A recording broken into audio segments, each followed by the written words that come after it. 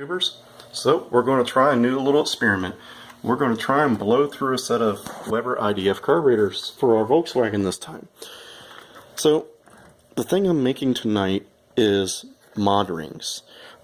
They sell these professionally made, and they look kind of like a velocity stack with a much smaller inside diameter, and usually are made of aluminum and a little bit shorter in height. The thing was, I didn't have time to order a set of those for this project actually, and plus I heard that the supplier that usually sells that type of stuff actually didn't have them in stock, so wasn't going to be able to wait. But what are mod rings for?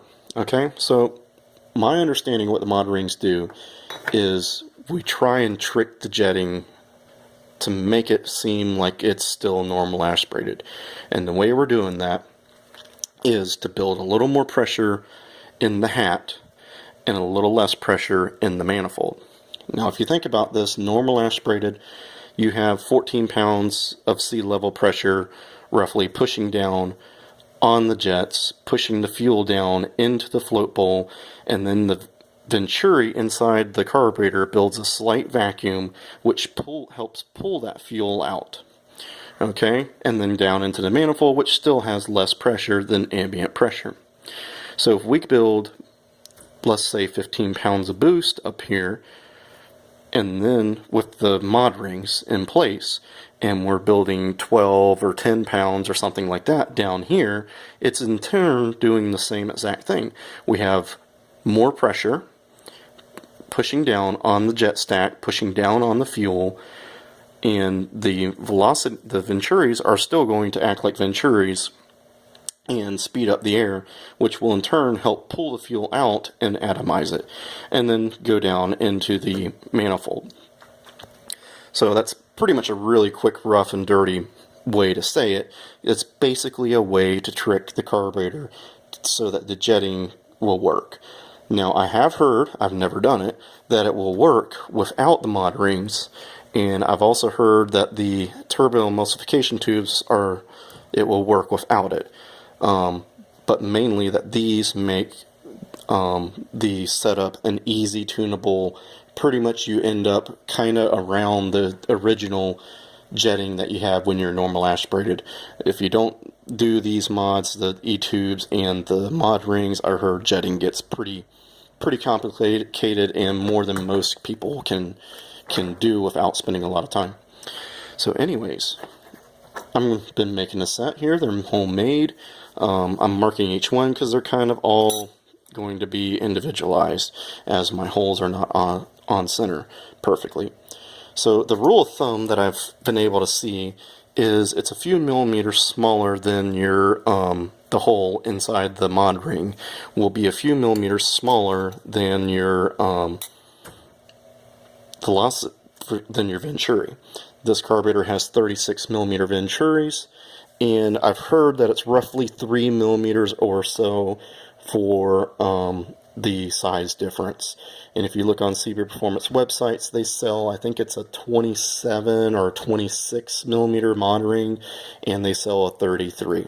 So I went with around 33 millimeters because that's the size my hole saw will make. It's actually, I think it was either 1 1/16" or 1 1/4". I can't remember, but I could see the numbers are all rubbed off, but it does say 32 millimeters. So I haven't done the math of which one that is, but 32, and it wobbled along, so it's around 33. It's pretty darn close.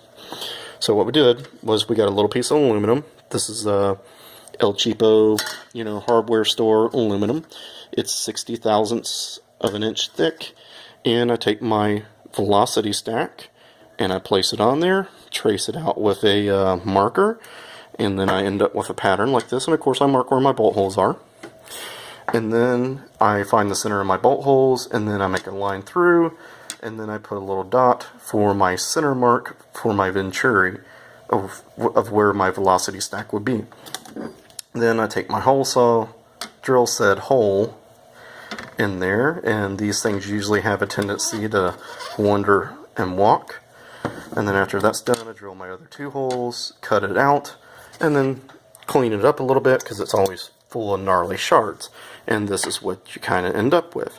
You just end up with basically a restrictor plate. Anybody that's ever did some sort of class racing will kind of look at that and say, oh, that's exactly what it is. It's a restrictor plate. And that's exactly what it's doing. It's restricting air.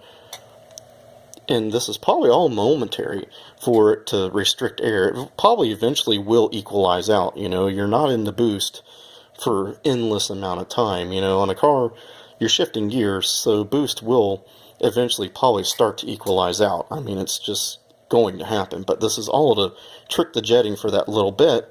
And then after that's done, the E-tubes are probably what takes over next. But, you know, this is just to get the whole setup flowing like it should and behave like a normal carburetor. So then put these on here. I'm not going to put my velocity stacks on, but I guess you could. The only reason I'm not doing that is because the hats come to about here, and it seems pretty much like you're wasting available space for air. So, and like I say, there's no taper down to that size, so it seems kind of pointless in my opinion. Under non-boost conditions, you are restricting it, not a huge amount, especially the thing this is going on is a 1600, stock 1600 Volkswagen. Not a big deal. Too much carburetor anyway, so probably this may actually help it drive a little bit. But I figured I'd show you guys that. That's what we're doing here at Shade Tree Land, you know. And you don't need any exotic tools. It's just a drill bit, a hole saw, some tin snips of some sort. You could use a die grinder, and I'm using this to help me bend it all back out a little bit, and a nice file to clean it up. Just tape measure or a ruler, not a problem, you know, simple stuff. So hopefully that explains kind of what a modding does. You know, it gives some more people like a little bit of insight, and it gives them a little, you know, encouragement to go out and try some of this stuff, because this is all reversible. If this doesn't really work the way it should, I can pull this off and I can just buy the real ones when they come in availability. They're apparently not available right this moment. So hopefully everybody has some fun out there, gets their cars going. Remember, if you like any of the content, please subscribe, give me a thumbs up, and leave a comment. You know, if you got any suggestions on any of my setups, I am free for advice, as everything is a learning curve. No matter how much you've done it, you can always learn more. So hopefully you guys have a good night. It's about midnight here, so I need to get my act together because I got another 2 of these to make.